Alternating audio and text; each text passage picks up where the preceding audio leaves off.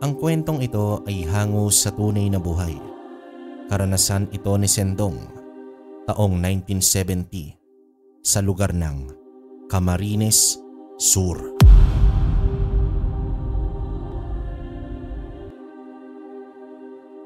Bago natin simulan ang kwento, sa mga hindi pa nakapag-subscribe, pindutin lamang ang subscribe button. Mapapakinggan nyo na rin ang isa nating channel na Kabaryo Horror. Yun lang naman, maraming salamat. Sa mga panahong ito ay nasa edad 30 itong si Sendong, may asawa at 2 anak. Ang kanyang hanap buhay naman ay ang pagiging magsasaka. Simula noong nag-asawa siya, 5 taon na ang nakalipas ay kasabay na rin niyang kinalimutan ang pagiging antingero. Sa kadahilanang nais niya ng normal na buhay para sa pamilya. Pero higit sa lahat, natatakot si Sendong na ang pamilya niya ang balikan ng mga nakalaban niya. Kaya naman mas minabuti niyang itago ang mutya ng ngipin ng kalabaw na minana pa niya sa kanyang lolo. Subalit sa hindi inaasahang pagkakataon ay nagbabadyang muling buksan ang lihim na aral na matagal niya nang ikinubli.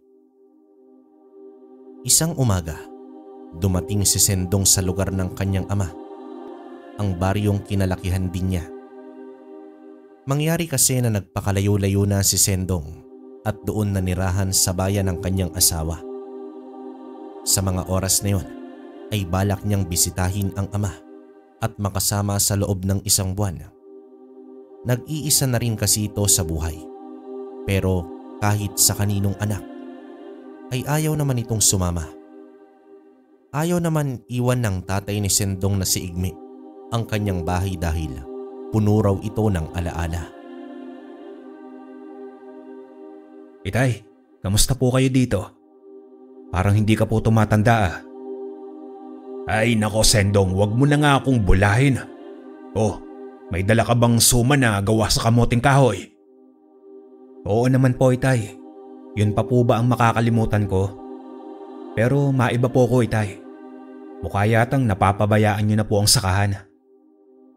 Kung alam mo lang anak, dinagsa ng peste ang palayan kaya itinigil ko muna. Pero huwag kang mag-alala. Marami akong mga manok at itik na ibinebenta ko sa palengke kada araw ng linggo. Eh ikaw, kamusta naman ang sakahan ng biyanan mo doon sa inyo? Ayos na ayos po itay. Sa katunayang kakatapos lang ng taniman. Kaya nga po medyo natagalan akong makadalaw dito. Pero itay, kamusta talaga ang kalagayan dito? Yung totoo po. Nako Sendong, huwag mo nang isipin pa ang mga bagay na yon. Matagal nang tahimik ang baryo. Simula noong nalipol ni Ka Esteban ng mga aswang sa may gulod. 3 taon na ang nakalipas. Eh ikaw ba anak? Wala ka bang mga nakakasagupa doon? Sa awa naman po ng Diyos wala naman po itay. At sana wala na talaga dahil kalahating dekada na akong nananahimik. Maayos at masaya na po ang buhay ko ngayon. Tumayo naman itong si Sendong at binuhat ang maliit na bag papunta sa kanyang kwarto. Habang sinusundan siya ng tingin ng kanyang ama na may bahid ng pangamba, nais din naman ni Igme na magtuloy-tuloy na ang kapayapaan sa buhay ni Sendong, pero nakadikit na sa buhay ng isang antingero ang mga nilalang ng dilim at anumang oras ay maaari itong magbalik. Pagsapit ng hapon ay nagtungo ang mag-ama sa may palengke upang bumili ng karne at isda. Habang naglalakad na sila sa may labasan, mula sa likuran ay may bumangga sa balikat ni Sendong. Bahagya naman itong lumingon sa kanya. Imbis na humingi ng pasensya ay ngumisi lamang ito at nagpatuloy sa pagtakbo. Ang presensya ng lalaking yon ay tumatak kay Sendong. Sa unang sulyap niya ay may nararamdaman agad siyang kakaiba rito. Ang pakiramdam na matagal niya nang hindi nararamdaman. Napatigil naman siya at napatitig sa lalaking tumatakbo palayo sa kanya. Sendong anak, ayos ka lang ba? Bakit para kang nakakita ng multo? Kasi po itay, yung lalaking yun, hindi siya ordinaryo. Isa po siyang aswang. Aswang? Abay, matagal nang walang aswang dito, Sendong. Baka dayo lang yon. Hindi rin pamilyar sa akin ang pagmumukha ng lalaking yon. Teka, sandali. Kahit ba hindi mo hawak ang mutya ay nakakaramdam ka pa rin. Opo, Itay. At matagal ko nang hindi ito naramdaman. Kung may aswang na nagawi dito, ibig sabihin hindi ligtas ang baryong ito. Pati po kayo, Itay. Ay nako, Sendong. Para namang hindi ako sanay sa mga aswang na yan. Alalahanin mo, hindi ka pa antingero, nakakaharap na ako ng mga aswang. Alam ko na ang iniisip mo. Kukumbinsin mo na naman ako na umalis sa lugar na ito. Alam mo naman na hindi ko yung gagawin. Ewan ko po ba, Itay? Bakit parang napakabigat ng pakiramdam ko sa lalaking iyon? Kakaiba po talaga siya. Hindi naman may paliwanag ni Sendong ang kakaiba sa lalaking yon. Inisip na lamang niya na marahil naninibago siya dahil ilang taon na rin na hindi siya nakakasalamuha ng isang aswang. Habang binabagtas nila ang daan pa uwi ay hindi naman mawala sa isip ni Sendong ang lalaking yon. Wala na nga siya halos narinig sa mga kwento ng kanyang ama. Samantala, abala naman si Igme sa paghahanda ng hapunan habang si Sendong ay nasa kanyang kwarto. Nakahiga ito at patuloy pa rin sa pag-isip. Sa kanyang pagkaidlip, isang alaala sa nakaraan ang muling nanumbalik. 10 taon na ang nakalipas nang matagpuan ni Sendong ang sarili sa isang maliit na patag sa gitna ng kagubatan. May mga sugat siya sa kanyang balikat gawa ng pagdagit ng aswang at nahulog mula sa pagkakawala. Hawak ni Sendong ang itak habang nagmamasid sa paligid hanggang sa bumulusok ang isang nilalang. Agad na pabalikwas itong si Sendong sa pagkakahiga. Ang nakaraan ng kanyang pakikipaglaban ay tila nanumbalik sa alaala. Lumabas siya ng kwarto at lumanghap ng sariwang hangin sa balkonahe. Tanging ilaw lang ng malamlam na buwan ang nagbibigay liwanag sa paligid. Makalipas ang ilang minuto, may napansin siyang gumagalaw sa mga talahib. Nung una ay inakala niyang ligaw na hayop hanggang sa namataan niya ang isang nilalang nakawangis ng tao. Pasuray-suray ito sa paglalakad. Animoy lasing.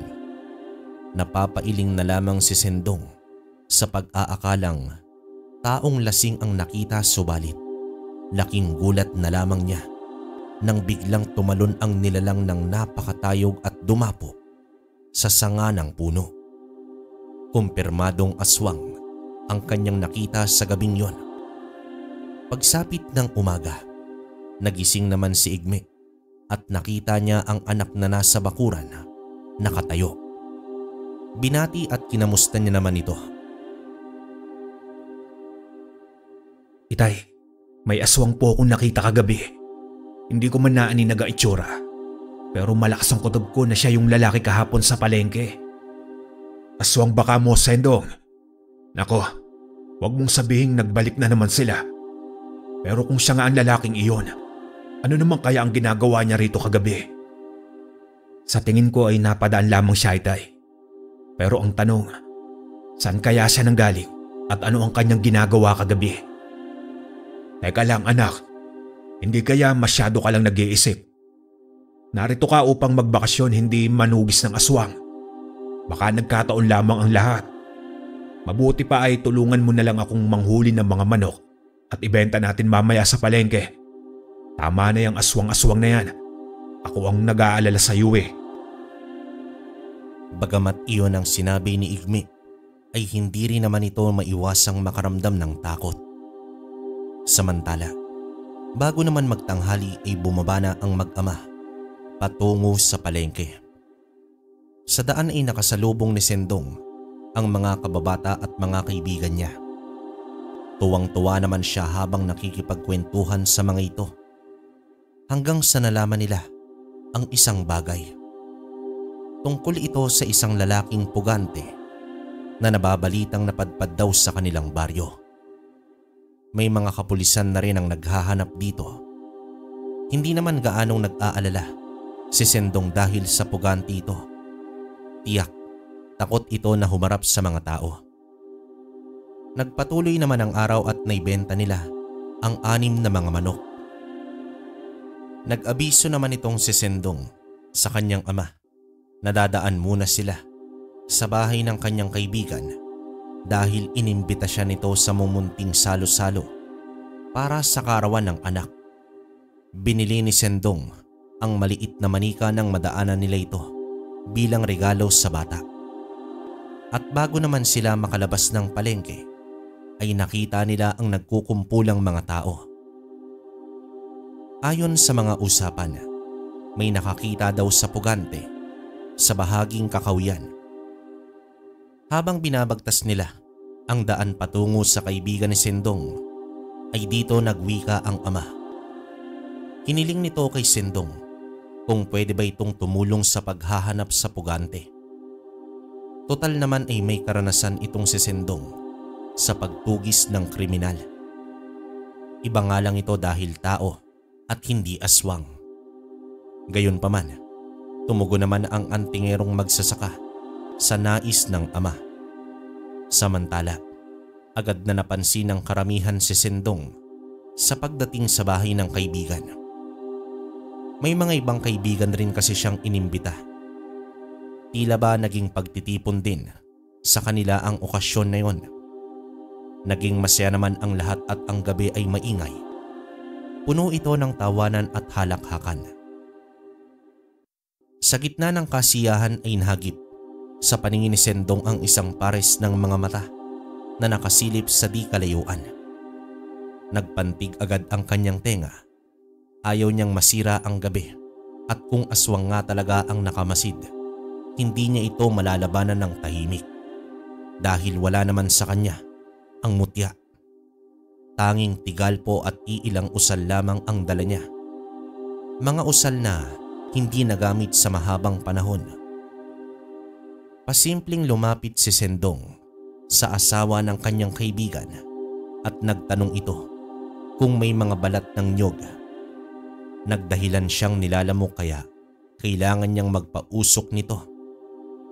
Sa likod bahay ay nagsindi ng iilang balat ng nyog si Sendong. Sa abot ng kanyang makakaya ay hindi siya nagpahalata sa nilalang na nakamasid lamang sa kanila. Subalit ang inakala niyang pantaboy sa aswang ay tila hindi gumana. Ang nilalang na kanina ay mga mata lamang, ngayon ay nagkaroon na ng imahe. Dito na kinabahan si Sendong.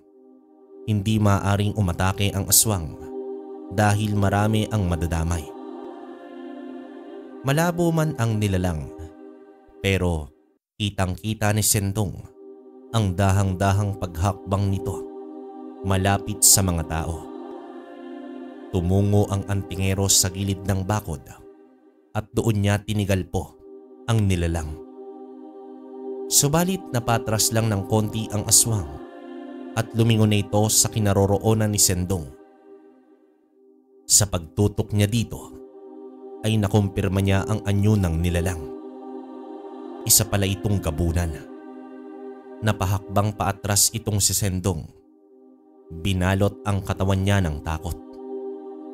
Hindi pala basta-bastang nilalang ang umaaligid sa baryo. Humahalinghing na ang aswang habang lumalapit ng mabagal kay Sendong, habang ang antingerong walang mutya ay hindi na alam ang gagawin. Hanggang sa may isang bisita ang nakakita sa aswang at sumigaw ito. Napukaw ang pansin ng lahat at nabaling sa aswang. Isa-isang kumuha ang mga bisita ng pamalo, itak at mga sulo. Sa pagkakaisa ng lahat ay nagdadalawang isip ng lumapit ang aswang, habang si Sendong naman ay nanatili lamang na nakaupo sa lupa. Nakita niya ang pag-iwas at paglayo ng nilalang na yon. Kasunod nito ay ang paglapit ng kanyang ama at iilang kasama upang alalayan siyang makatayo. Ang selebrasyon ay nagtapos na may takot at pangamba. Matapos ang mga usapan ay sabay-sabay nang nagsiuwian ang mga bisita maliban kay na Igme. Sendong anak, ano bang nangyari sa'yo kanina? Hindi ganun ang pagkakakilala ko sa'yo. Itay, nang makumpirma ko na gabunan pala, binalot po ako ng takot. Alam ko sa kalagayan ko ngayon ay wala akong panama sa nilalang na yon. Kayang-kaya niya akong tapusin kanina, Itay. Mabuti na lang at nakita po siya ng mga tao. Diyos ko, gabunan pala ang aswang na yon. Ang huli kong alaala tungkol sa aswang na yan ay si Bartolome. Maraming pinaslang ang aswang na yon. Kahit mga albularyo at antingero ay nagbuwis din ng buhay. Napakalakas ni Bartolome hanggang sa bigla na lamang itong naglaho at hindi na nagambala pa. Ayon sa mga kwento, natalo daw si Bartolome ng isang malakas na ermitanyo. Ilang dekada na rin ang nakalipas. Pero ngayon, sino kaya ang nilalang sa likod ng gabunan na yon? Kailangan ko ang aking mutya, Itay. Ito lang po ang paraan upang matapadan ko ang kakayahan ng isang gabunan. Dahil kung hindi, marami sa ating kabaryo ang mapapahamak. Kinabukasan, nagpaalam na si Sendong sa kanyang ama upang umuwi muna sandali sa kanyang bahay at kunin ang mutya ng kalabaw. Nangako naman siya na babalik agad bago sumapit ang gabi. Gayunpaman, bago magtanghali ay nakarating na si Sendong sa kanyang tahanan. Nagulat pa ang asawa niya dahil napaaga ang uwi nito. Nagdahilan naman si Sendong na may nakalimutang mahalagang bagay. Subalit tila hindi niya napaniwala ang asawang si Isabel. Hindi naglaon ay umamin si Sendong. Alam kasi ni Isabel kung ano si Sendong. Labis naman itong nag-alala dahil babalikan muli ni Sendong ang buhay na matagal na nilang kinalimutan. Hindi naman pumayag itong si Isabel sa nais ng asawa na pangibabawan nito ng takot. Pero tiniyak ni Sendong na ito na ang huli. Sadyang hindi niya maatim na pabayaan ang mga taga-baryo na maging biktima ng isang gabunan. Mahirap man para kay Isabel, pero wala na itong nagawa dahil ang pagiging antingero ay muling tumawag kay Sendong. Isang malungkot na tingin ang tumatak kay Sendong mula sa itsura ng asawa, pero hindi niya kayang suwayin ang tawag ng tadhana.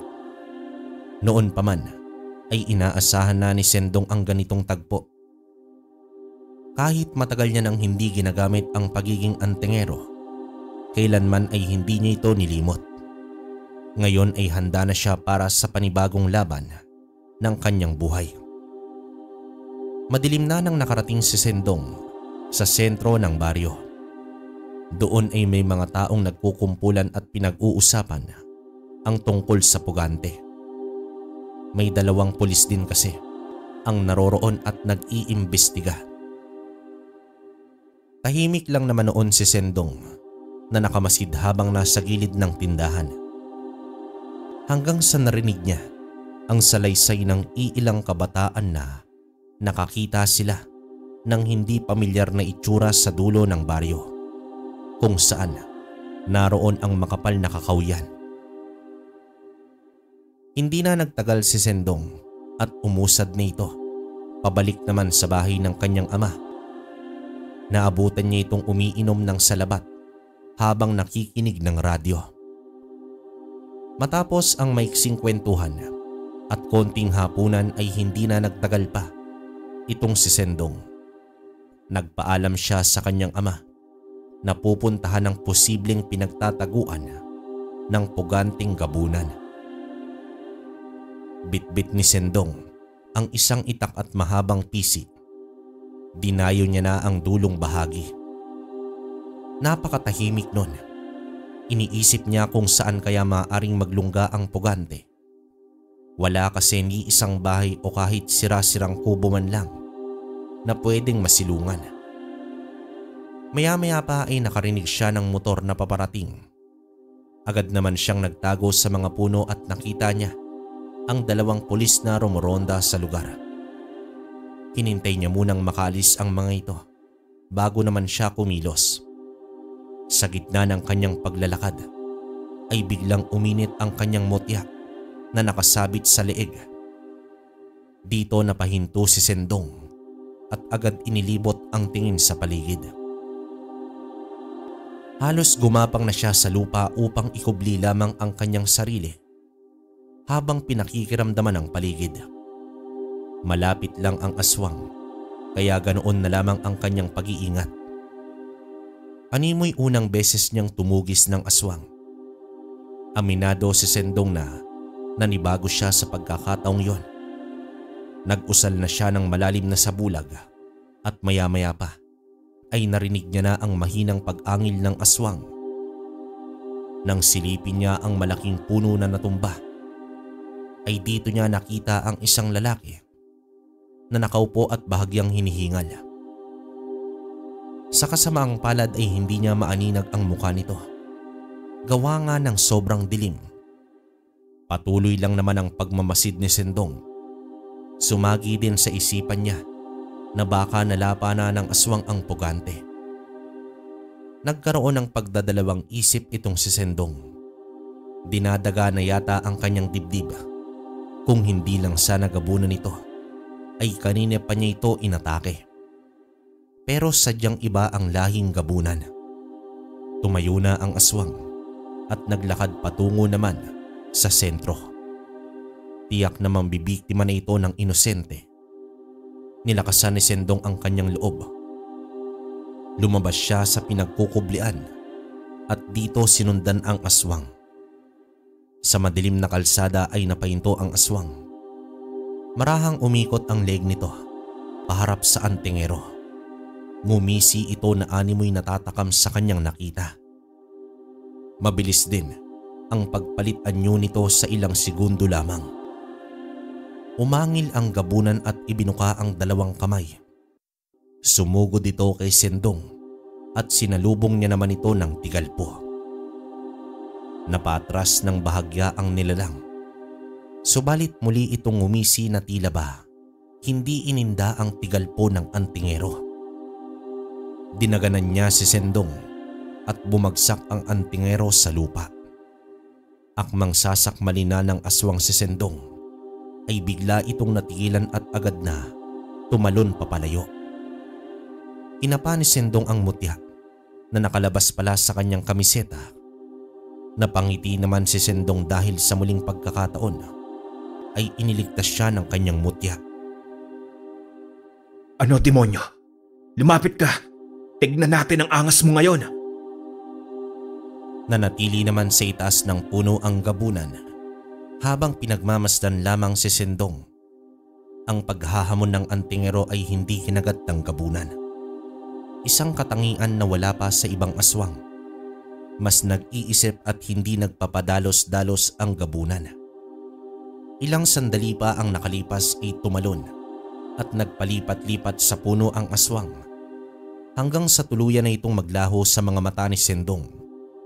Sinubukan pa niyang sundan ang aswang, subalit kahit bakas nito ay walang naiwan. Nanatili muna ng isang oras sa sentro itong si Sendong upang magmanman, pero wala na talaga ang aswang na yon. Napaupo muna si Sendong sa hagdanan habang iniisip ang reaksyon ng aswang kanina. Sa pag-iwas ng gabunan sa kanyang mutya ay hindi ito nangangahulugang magpapatuloy na ito dahil ito lamang ay pansamantala. Ang mga lahing gabunan ay may kakayahang gumawa agad ng pangontra sa bagay na kinakatakutan nila. Kaya sila naiiba sa ibang aswang, walang pangontra sa kanila na magtatagal. Ramdam ni Sendong na sa susunod nilang paghaharap ay magkakaroon na ng matinding labanan. Kinabukasan, mataas na ang araw ng magising itong si Sendong. Tahimik ang buong bahay. May kanin at ulam na nakatakip sa mesa. Pahiwatig na wala ang kanyang ama sa bahay. Kumuha naman ng gamit si Sendong at nagtungo sa ilog upang maligo. May balo naman sila pero Mas gusto talaga niya sa ilog kahit noon pa man. Tahimik naman ang ilog nun. Walang ibang maririnig kundi ang huni ng mga ibon at ang agos ng tubig. May kalakihan din ang ilog at sa mga oras na yon ay banayad lamang ang tubig dito. Napaaganda rin kasi ng panahon. Animoy nanumbalik kay Sendong ang alaala ng kanyang kabataan. Nag-iba na rin kasi dahil kung dati ay halos araw-araw ay may mga kabataang nagtatampisaw. Malamang abala lang ang mga tao sa araw na yon. Patuloy naman sa paglangoy si Sendong. Sumasampa rin siya sa kabilang pangpang. Tanging suot niya ay ang pangbaba at ang kwintas na mutya. Hanggang sa di kalayuan ay natanaw niya ang isang lalaki na nakatayo naman sa gilid ng pangpang. Maya-maya pa ay naglakad na ito patungo sa kanyang direksyon. Umupo naman siya sa bato at inabangan ang lalaki na makalapit sa kanya. Malayo pa lang ay nakangiti na ito na tila ba ay nakikipagkaibigan. Magandang araw sa iyo, kaibigan. Ako nga pala si Boyong. Pasensya na dahil nais ko lang magtanong kung may kakilala ka bang albularyo sa baryong ito. Magandang araw din sa iyo. Ako naman si Sendong. Pasensya na pero wala akong kakilalang albularyo dito sa amin. Magpapagamot po ba kayo? Hindi ako. Ang anak ko sana. Taga-kabilang baryo pa ako. Sa katunayan, kahapon pa ako naghahanap ng manggagamot. Pakiramdam ko kasi kinulam ang anak ko. Kaya sana naman ay may makatulong sa akin. Kawawa naman ang anak ko na isa pang paslit. Nakulam ho ba? Gaano na po kalala? Bago pa naman. Pero lumalala na ang kalagayan ng anak ko eh. Maaari ko po ba siyang matignan? Bakit, Sendong? May alam ka ba sa panggagamot? May kaunti din naman akong nalalaman, Boyong. Ayaw sana ni Sendong na makialam kaso naawa siya sa kalagayan ng bata. At isa pa, kawawa ang itsura ng lalaki. Namumutla ito at mukhang hindi pa kumakain. Dumaan pa sila sa bahay upang magbihis habang si Boyong ay nasa bakuran lang. Nakayuko at aligaga ang itsura. Matapos ng ilang sandali ay sabay na silang nagtungo sa bahay ni Boyong. Subalit hindi pa man sila nakakalayo ay biglang humarap si Boyong at kasunod nito ay ang pagtarak ng punyal sa sikmura ni Sendong. Napahawak naman sa sugat itong si Sendong, gawa ng punyal ng lalaki at nanlaki ang kanyang mga mata. Napakadali mo lang pala nalinlangin ang tingero. Mga mahihinang nilalang. Sino ka ba talaga? Ang dali mo namang makalimot, Sendong. Nagharap pa nga tayo kagabi eh. Dito napatras na si Sendong at napatikluhod dahil sa panghihina. Kakaiba ang saksak ng punyal na nagdulot sa kanya ng matinding panlalambot. Akmang sasaksakin pa siya ni Boyong nang may pumutok na baril at tumama sa isang puno. Dumating pala ang mga pulis at pinagsisigawan nila na si Boyong ang pugante. Dito mabilis na tumakas si Boyong. Ang ibang pulis ay hinabol ang pugante at ang iba naman ay umalalay kay Sendong. Habang dala nila ang sugatang antingero ay nakasalubong nila si Igme. Agad na tiningnan ni Igme ang sugat at ang hinala niya na may lason ito. Inabisuhan ni Igme ang mga pulis na siya na ang bahala sa kanyang anak. Agad namang kumuha ng kalabaw si Igme at ikinarga si Sendong sa kangga nito. Agad siyang nagtungo sa bahay ni Lucas, isang manlalason. Lucas, nasan ka ba? Bilisan mo, tulungan mo ko. Bakit, Igme? Ano ba ang nangyari? Aba, si Sendong pala ito. Kailan ka pa bumalik, bata? Huwag ka na muna magtanong, Lucas. Tignan mo agad ang sugat niya. Pambihira! Ang laki naman ng sugat na yan. Gaano ba kalaking ahas ang kumagat sa iyo, Sendong? Hindi po yung kagat ng ahas, Mang Lucas. Alam ko, iho. Pero laso ng ahas ang ginamit sa iyo. Dito mabilis na inagapan ni Lucas ang lason sa katawan ni Sendong. At nang makapagpahinga ay doon na nagkwento si Sendong. Doon nila nalaman na ang puganting si Boyong ay isa palang gabunan. Ayon sa nalaman ni Lucas, taga-kabilang bayan si Boyong. Nahuli daw ito sa kasong pagpatay ng isang pamilya. Ang ipinagtataka ng mga pulis ay hindi daw ito tumakbo matapos ang krimen. Tila sadyang nagpahuli. At wala pang isang araw ay pinaslang naman ito ang isa pang preso. Walang iba kundi ang padre de pamilya sa nakaraang pinagpapatay niya. Mukhang naghihiganti ito at sinadyang makapasok ng kulungan. Pinaalalahanan din ni Lucas si Sendong na mag-ingat dahil kahit antingero pa siya ay hindi siya ligtas sa lason kapag nakapasok na ito sa kanyang sistema. Si Lucas nga pala ay kaibigan ni Igme. Sa kabila ng pagiging manlalason nito ay hindi naman ito tumatalo ng kabaryo. Nang tumanda si Lucas ay nag-iba na rin siya ng landas. Naging tagapagbigay lunas na siya sa mga biktima ng lason sa kanilang lugar. Habang nagkakaigihan sa kwentuhan, sina Lucas at Sendong ay tahimik lang naman si Igme. Nagpaalam ito na may pupuntahan. Babalikan na lamang niya si Sendong pagsapit ng hapon. Samantala, habang binabagtas ni Igme ang presinto, ay gumugulo sa kanyang isipan ang tungkol kay Boyong na isang gabunan. Nang makarating sa presinto ay kinausap ni Igme ang kaibigang pulis at nakakuha siya ng mga impormasyon tungkol kay Boyong na ikinagulat niya ng gusto. Nang sumapit ang hapon ay dinaanan na ni Igme ang anak sa bahay ni Lucas. Bukod sa sugat ay wala nang ibang ininda pa si Sendong. Batid rin nito na tahimik ang kanyang ama, kaya nang dumating sila ng bahay ay dito na siya nag-usisa. Itay, saan po ba kayo nanggaling? Kanina ko pa rin po napapansin na tahimik at malalim ang iniisip mo. Mukhang hindi aksidente ang pagkakapadpad ng pugante sa ating baryo, Sendong. Parang may binabalikan ng nilalang na iyon. Kung natatandaan mo ang tungkol kay Bartolome, siya ang nag-iisang gabunan na umatake sa baryong ito matagal na ang nakalipas. Si Boyong ay anak ni Bartolome.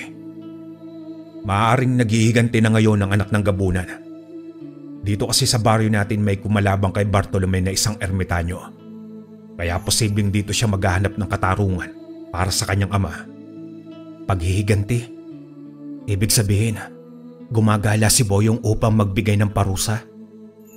Oo anak, isa sa katangian ng mga aswang ang hindi matahimik kapag hindi nakakapaghiganti, kahit ubusan pa ito ng lahi. Itay, sino po ba ang kamag-anak ng ermitanyong pumaslang sa ama niya? Hindi ko alam, Sendong. Sa aswang na walang matukoy na kalaban, lahat ay kinakalaban niya. Kaya kahit sino dito sa baryo ay hindi magiging ligtas sa kanya. Sa mga narinig ni Sendong ay natahimik naman ito. Ang pugante at gabunan ay iisa. Narito ito ngayon upang maghigante. Ang kaligtasan ng lahat ay nakasalalay sa kamay ng isang taong matagal nang tinigilan ang buhay antingero. Napatitig naman siya sa lupa at doon ay nakita niya ang nakaraang pakikipaglaban. Ang pagdanak ng dugo, ang tunog ng itak, ang hiyaw ng mga biktima at nakakakilabot na angil ng mga aswang. Samantala, isang gabi, habang nag-aayos ng mga bote si Lucas, ay nakarinig siya ng kaluskos. Doon ito banda sa may labas ng bahay niya. Kumuha naman siya ng lampara upang tingnan ito. Nanliit pa ang mga mata ni Lucas habang iniilawan ang labas ng bahay. Sinambit din niya ang pangalan ni Igme at iba pang pangalan. Nang walang sumagot ay bumalik na sa loob ang matandang manlalason at dito marahang isinara ang kanyang pintuan. Kasunod nito ay ang pagkalabog naman ng kanyang bubong. Dito na kinabahan si Lucas dahil nababakas sa nipa ang dahan-dahang yapak ng kung anong nilalang na nasa itaas niya. Napapalunok na lamang ang matanda. Maya-maya pa, kinuha ang itak sa kanyang gilid. Sino ka? Bumaba ka dyan sa bubong ko. Lumabang ka ng patas. Lucas, ikaw pala ang manlalason na gumamot kay Sendong. Pagsisisiyan mo ang iyong ginawa, matandang hukluban. Boyong ang pugante. Ikaw ba yan? Huwag mo akong idamay sa kalokohan mo. Wala akong kasalanan sa iyong hinayupa ka. Nananahimik lang ako dito. Huwag kang mag-alala. Uubusin ko naman kayong lahat. Mauuna ka nga lang. Bigla namang nawasak ang bubong at bumulaga ang muka ng isang gabunan na dumungaw mula sa butas. Ngunit mabilis na ibinato ni Lucas ang pulbos ng lason, bagay na ikinagulat ng gabunan. Tumama ito sa muka at napatras ang nilalang hanggang sa lumagapak ito sa lupa. Nagsisisigaw si Boyong sa tindi ng galit. Mabilis namang kinuha ni Lucas ang sibat na may lason sa talim at dito lumabas ng bahay. Itinutok niya ito sa gabunan habang dahang-dahang bumabangon ang aswang at nakangisi pa ito sa matanda habang inilalabas ang dila. Kabado at takot si Lucas. Wala na siyang pagpipilian kundi ang lumaban. Mas gugustoy niyang mapaslang habang lumalaban. Inuudyukan na ni Boyong ang matanda na tila pinaglalaruan pa. Alam na ni Boyong na wala na siyang ligtas sa gabing yon, kaya bahala na ang tadhana sa kanya. Sa pag-atake naman ni Lucas ay mabilis na hawakan ni Boyong ang sibat at inihagis ito habang inuundayan niya ng saksak ang matanda. Bumaon ang 5 kuko ng aswang sa sikmura ng matanda. Nanginginig naman at nanlalaki ang mga mata ni Lucas habang bumubulwak na ng dugo. Ngumisi pa si Boyong at kasunod nito ang paghugot niya sa bituka ni Lucas. Nakaluhod na noon si Lucas habang walang patid ang pagbulusok ng kanyang bituka sa lupa. Tumawa naman si Boyong at bilang panghuli ay inapakan niya ang ulo ng matanda at napisat ito sa lupa. Kinabukasan, isang sigaw ang umalingaw-ngaw mula sa isang babae. Natagpuan ng mga tao ang bangkay ni Lucas sa mismong bakuran nito. Karumal-dumal na senaryo ang nakita ng lahat. Ang kawawang matanda ay wala ng buhay. Wasak ang muka at nagkalat ang bituka sa lupa. Tumulo na lamang ang luha ni Igmi nang mabalitaan niya ito. Nagsimula na siya. Ang binhi ni Bartolome ay tumubo na upang bagasik ng lagim. Narito na siya, Sendong. Itay, mas mabuting umalis ka na po sa lugar na ito. Doon ka na po muna sa amin. Nag-iisip ka ba ng tama, Sendong? Sa tingin mo ba ay hindi ako markado ng aswang? Si Lucas nga dinali na niya. Tiyak ikaw at ako at kung sino pa man ay namarkahan na ng aswang. Kapag tumakas ako at nagpunta sa inyo, madadamay lang ang pamilya mo at ang mga apo ko. Wala na tayong magagawa kundi ang lumaban. Iligtas mo ang baryo, Sendong. Dahil naman sa nangyari kay Lucas, ay nagpapulong ang kabesa ng baryo. Inilunsad nila ang Uplan Lucas, isang organisadong gawain upang mapigilan at may taboy ang aswang. Buo kasi ang paniniwala ng mga tao na hindi ordinaryong nilalang ang pumaslang kay Lucas. Sa mismong araw na yon, habang inaayos ng iba ang kabaong at libingan ni Lucas, ay nagsagawa naman ng bayanihan ang iba. Nagtatag sila ng mga panlaban sa aswang, mga balat ng nyog, bagakay, asin at kung ano-ano pa.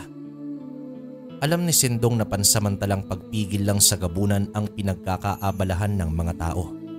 Pero malaking tulong na ito para sa kanya. Sa bahay naman ay hinasa niya ang kanyang tabak. Nagkarga din siya ng mga orasyon at nagsanay ng panandalian. Ramdam ni Sendong ang pagbabago ng kanyang kilos. Hindi na ito tulad ng dati, pero nagsikap siya na maibalik ito sa maikling panahon. Gumawa ng malaking apoy sa gitna ng baryo. Karamihan sa mga tao ay lumikas na din sa sentro nila, pero may iilan na nanatili lamang sa bahay. Nababalot man ng dilim ang paligid, puno naman ng bitag ang lugar. Lumipas pa ang ilang gabi at naging payapa ang lahat hanggang sa may malakas na pag-angil ang narinig. Dito nabulabog na ang mga tao. Mula naman sa bakuran ng isang bahay, nagmula ang pag-angil ng aswang. Nakita ng mga tao ang pagkabaon ng isang paan ng aswang sa hukay na puno ng patalim na bagakay. Sumisigaw na may halong pagmumura ang ginawa ni Boyong. Ni isang tao ay walang naglakas loob na lumapit. Ang mismong may-ari ng bahay ay nanginginig na sa takot at hindi alam ang gagawin, kung tatakbo ba o magtatago na lamang sa loob. Mabilis na hinukay ni Boyong ang paa sa lupa at isa-isang tinanggal ang nakatarak na bagakay. Ininda ng aswang ang sugat na gawa sa bagakay, dahilan upang manggigil ito sa galit. At nang nakaligtas na sa patibong, ay buong lakas siyang nagwala at winasak ang bahay. Samantala, nagsisigawan na ang lahat sa labas. Nang maya-maya ay biglang may bumato kay Boyong. Huwag sila ang harapin mo, Boyong. Narito ako. Malakas ka na ba, Sendong? Mag-ingat ka. Wala na ang manlalasong gumamot sa'yo. Ano bang mapapala mo sa paghihiganti, Boyong? Matagal na panahon na ang nakalipas. At isa pa, kasalanan naman ng ama mo kung bakit siya napatay. Huwag mong mabanggit ang ama ko dito, Sendong. Isinusumpa ko ang baryong ito. Dadanasin ninyo ang lahat ng hagupit ng isang gabunan. Bigla namang sumugod si Boyong at nakaamba ang kanang kamay na nakabukas ang palad. Parang kuminang sa paningin ni Sendong ang talim ng mga kuko ni Boyong. Sa ilang segundong pagitan ay mabilis na umilag ang antingero. Tumalon ito ng paatras, subalit mabilis na sumalpok sa kanya ang katawan ng gabunan dahilan upang tumilapon siya ng malayo. Bumulagta naman ang katawan ni Sendong sa may damuhan. Sa kanyang pagbangon ay wala na ang aswang. Naglakad siya habang pinakikiramdaman ang paligid. Nang may sumigaw mula sa isang bahay, mabilis na sumugod si Sendong, pero sumalubong sa kanya ang ulo ng isang babae na itinapon ng gabunan. Umiral naman ang awa at galit ni Sendong. Sumigaw siya habang tumatakbo sa bahay ng biktima. At doon nasaksihan pa ni Sendong ang pagkamatay ng 3 pang katao. Nakangisi pa noon si Boyong habang dinidilaan ang dugo sa kanyang kamay. Sumugod na ang antingero at nagtagisan ng lakas ang dalawa. Nagkawasak-wasak ang bahay na yon. Lumusot sa kabilang bahagi si Sendong dahil sa malakas na sipa ni Boyong. Mabilis na bumangon ang antingero at muling sumugod sa aswang gamit ang itak nito. Putol naman agad ang 3 daliri ni Boyong na nahagip ito ng itak. Bumwelta ang aswang at halos kumalas ang kaluluwa ni Sendong sa lakas ng suntok sa kanyang panga. Muli namang bumagsak ang antingero at ilang segundo pa bago siya nakabawi ng lakas. Napapangiwi na ang mukha ni Sendong dahil sa kirot at sa muling pagkakataon ay nawala na naman si Boyong. Kumabog ang dibdib ng antingero sa pangambang may papaslangin na naman itong mga inosenteng tao. Tumakbo si Sendong habang sumisigaw sa pagtawag niya kay Boyong hanggang sa nakita niya ang nilalang na nasa itaas na ng puno. Bit-bit ang isang dalagita. Halos mapatid na ang litid ni Sendong sa pagsigaw pero hindi na lumingon pa si Boyong.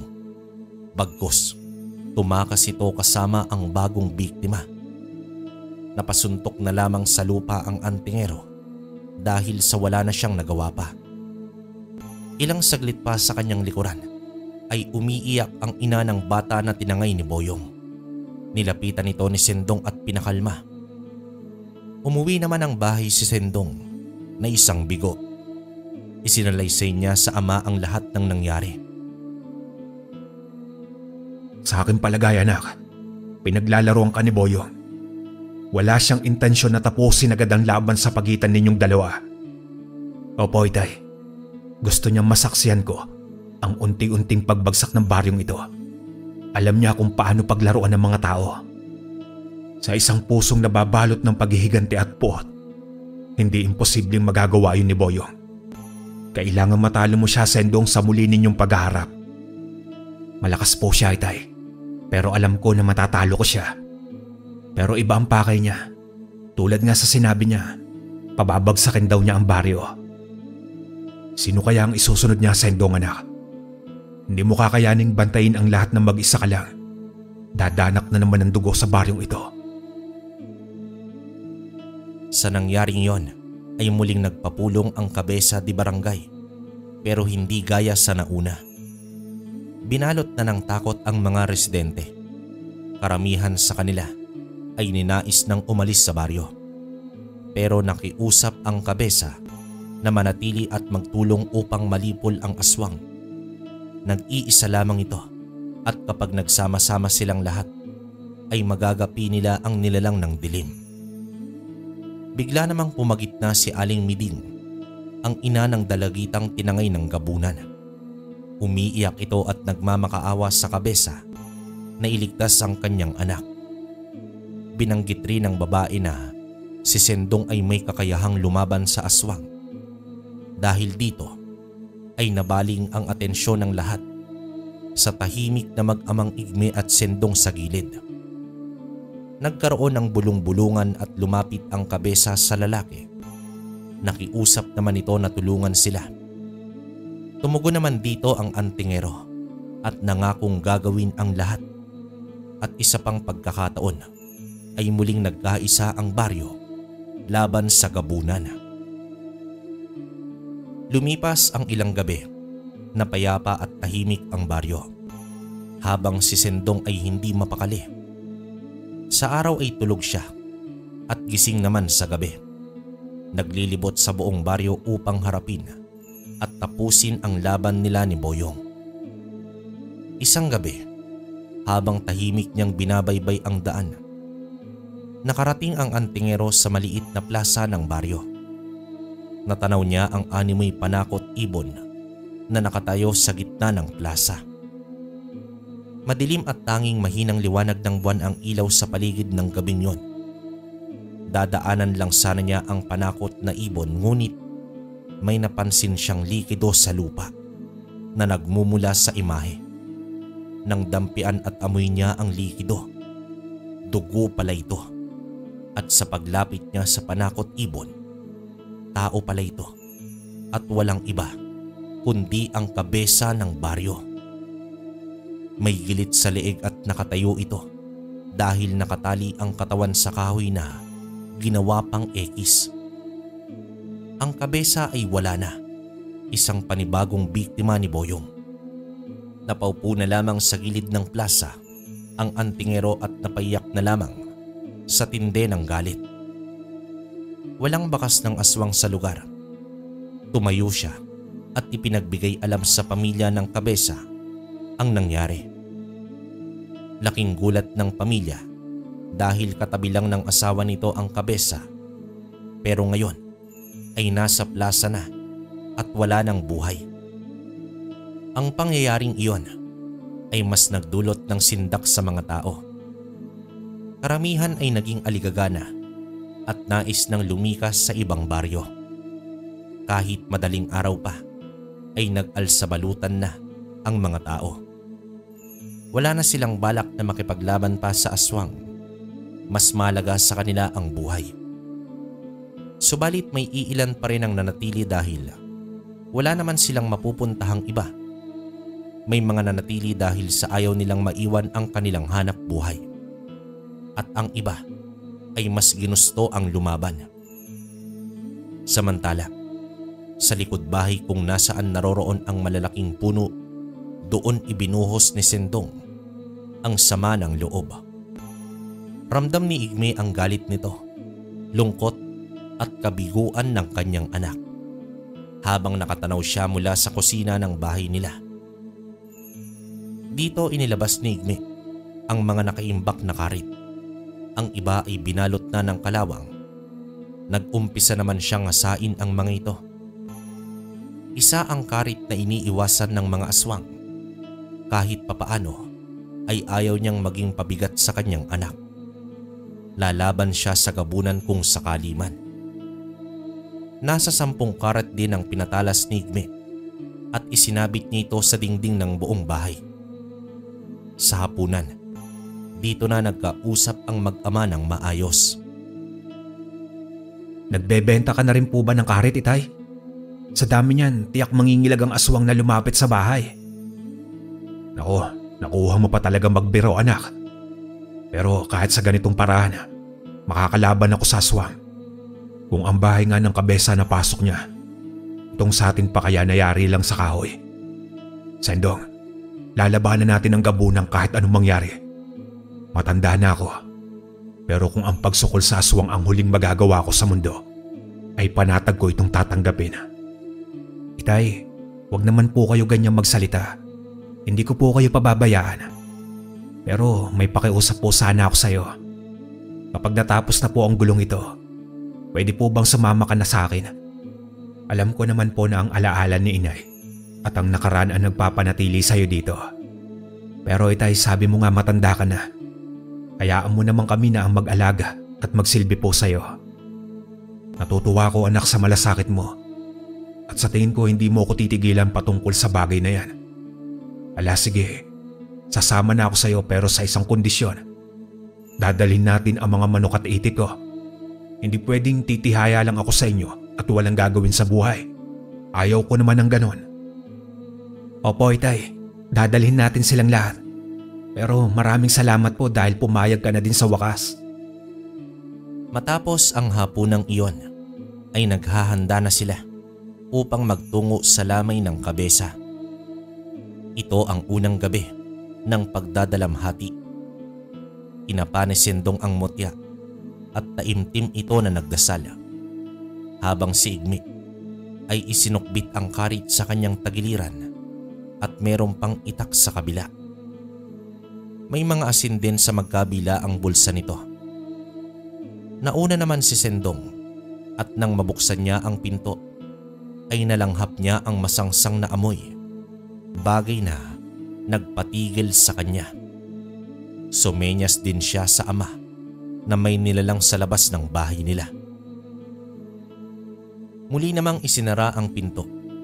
Sinindihan ni Igme ang iba pang lampara upang magbigay liwanag sa loob ng bahay.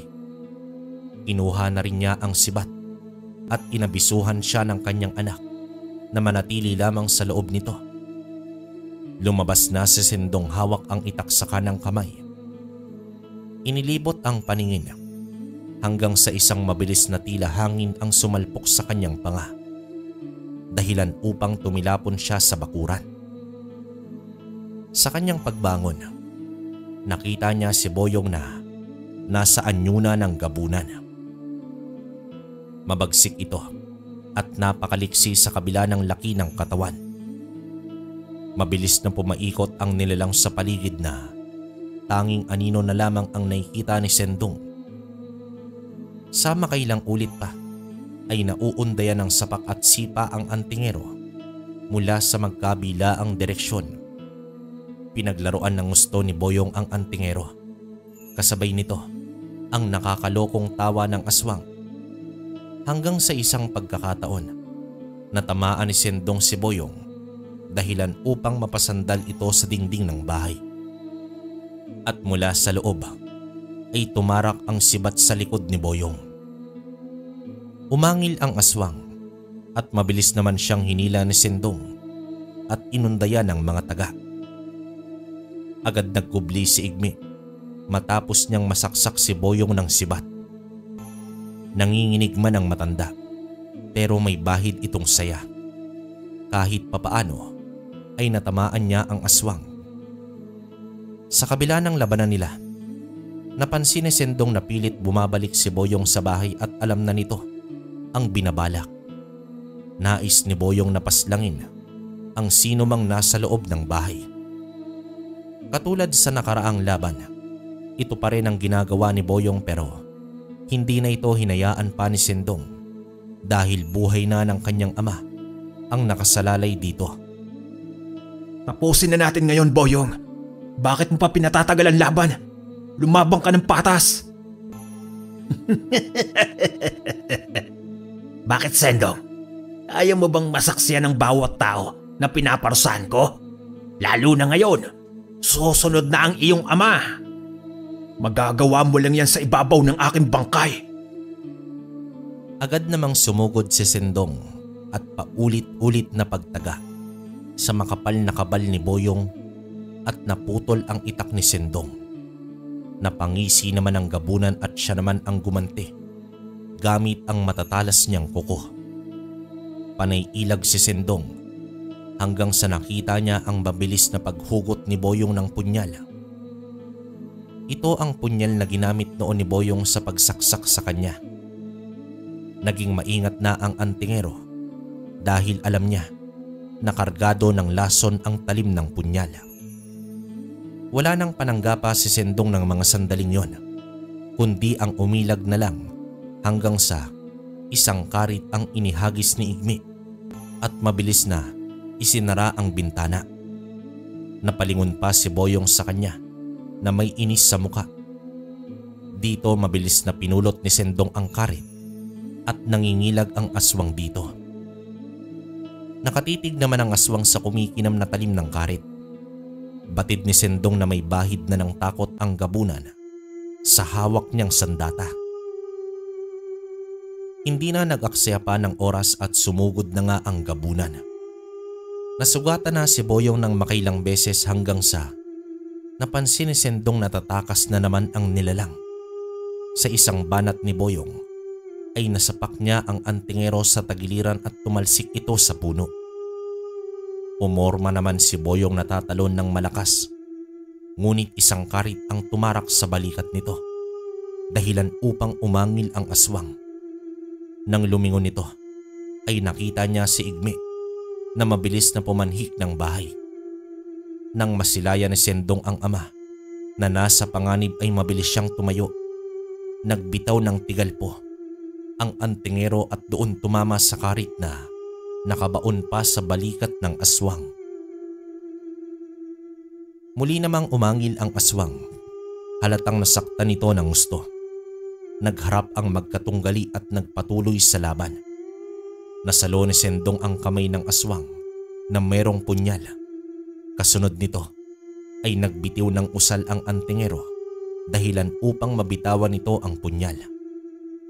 Sinalo agad ni Sendong at mabilis na itinarak sa dibdib ng gabunan. Dito napatras si Boyong at nanlaki ang mga mata. Hinawakan niya ang dulo ng punyal at binunot pero huli na ang lahat. Nasa kanya na ang laso nito. Nagnangis naman ang aswang at umalingaw-ngaw ang boses nito sa buong paligid. Sumugod pa ang nilalang ngunit hindi na ito nakakatama kay Sendong. Ang karit ay naroroon pa rin sa kanyang balikat at walang tigil na ang dulot ng kirot. Hindi niya kasi magawang hawakan ito at bunutin hanggang sa mabilis na lumapit si Sendong sabay hila sa karit na nasa balikat ng gabunan. Muli namang sumigaw at inundaya naman ng napakaraming taga ni Sendong ang aswang gamit ang karit na yon. Napapaluhod na si Boyong habang naglalabasan ang napakaraming dugo sa katawan. Batid ni Sendong ang panghihina ng aswang, dulot na rin ang lason. Ngumisi pa si Boyong at ayaw pa rin sumuko. Lumapit ang antingero at hinawakan pa ang sungay ng aswang. Kasunod nito ay ang paggilit niya sa leeg ng paulit-ulit hanggang sa mapugutan ito ng ulo. Sumugod si Igme na may dalang sulo. Hinila niya ang anak na nooy hawak ang ulo ni Boyong. Siniliban ng matanda ang katawan ng aswang at bago pa man sila makalayo ay tila sumabog ito. Inilapag ni Sendong ang pugot na ulo ni Boyong at tinarakan pa ng karit sa bungo. Umupo naman ang mag-ama sa hagdan at nagbuntong hininga ng malalim. Natapos na ang labanan. Ang puganting gabunan ay nagwakas na. Paano po yan, Itay? Sasama ka na po sa akin. Wala na si Boyong. Ano pa nga ba ang magagawa ko, anak? Pero teka, ano ba ang balak mo sa pugot na yan? Samantala, naging payapa naman ang unang gabi ng lamay. Marami ang nagluksa at nanghihinayang sa pamumuno ng namayapa. Pero namatay ito ng may dangal.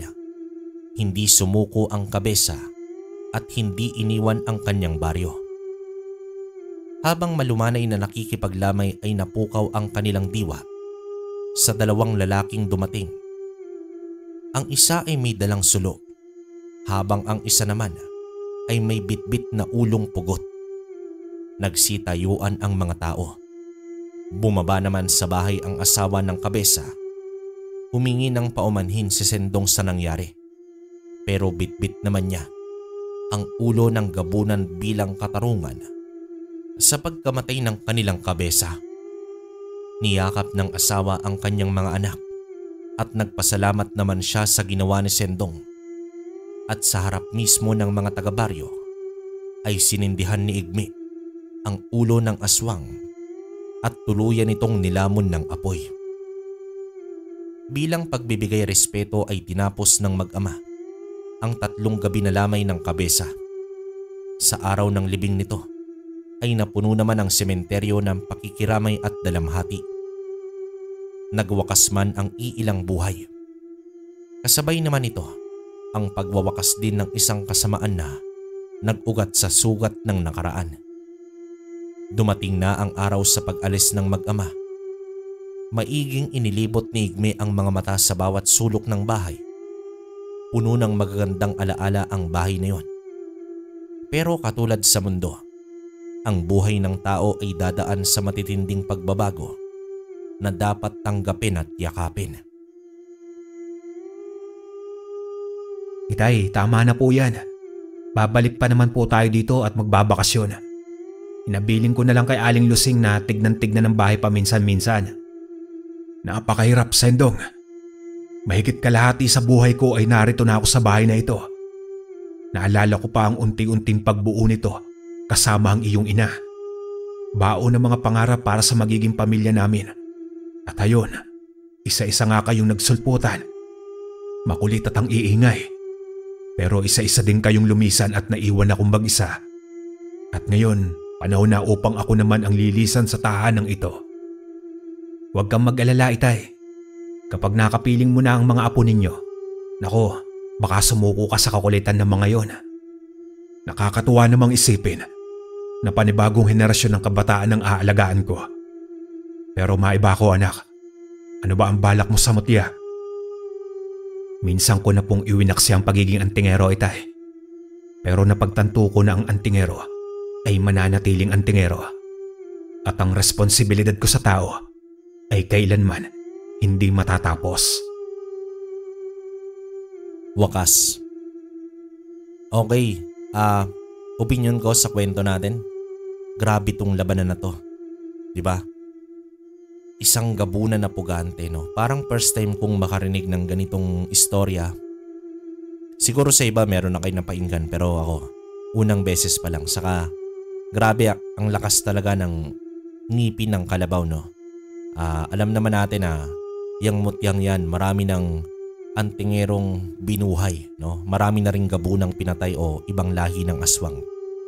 Yun nga lang nakakapagtaka na bakit naghihiganti pa tong si Boyong, no? Lalo na namatay naman yung ermitanyong may gawa nun. Yun din ang sabi ni Igme. Pero yun nga, talaga namang ganun talaga ang ugali ng mga aswang na kailangan nilang maghigante, lalo na kamag-anak o ang kanila yung nawala, no? So hanga rin ako ron, nakakalungkot lang namatay si Lucas na isang manlalason. Maganda sana to kung parang nangyari Lucas Sendong tapos laban kay Boyong, no? Pero wala eh. Talagang panlalason lang yung kayang gawin ni Lucas. Pero ganun pa man, napakaganda ng storya. Wala akong masabi. So yun. Kayo kung may komento kayo mga kabaryo, comment nyo sa baba para mabasa namin. At siya nga pala, ipopromote ko na rin yung channel natin. Bukod sa kwentong kalakbay sa kwentong baryo, muli na pong nagbabalik yung channel ko na Kwento ni Kabaryo. So binago ko na yun na hindi na Kwento ni Kabaryo para di kayo malito. Hanapin nyo lang Kabaryo Horror, Aswang Stories, yan. Lalabas po agad yan. Ako po yun. Bali, pag nabitin kayo, doon tayo maglalapag. Mas matitinda yung storyang nandun. Halos parehas pero grabe. Yun nga lang talagang nakakabitin kasi puro maikling kwento yun na hindi ko naman pwedeng i-air dito sa kwentong baryo natin. So kayo nang bahala mga kabaryo. Sa ngayon hanggang dito na lang muna. Yung shoutout ko siguro pwedeng dun ko na rin sabihin. Sa kwentong kalakbay naman, meron din. So yun, bahala na kayo, suportahan nyo rin sana. Paano? Hanggang sa susunod na kwento. Maraming salamat.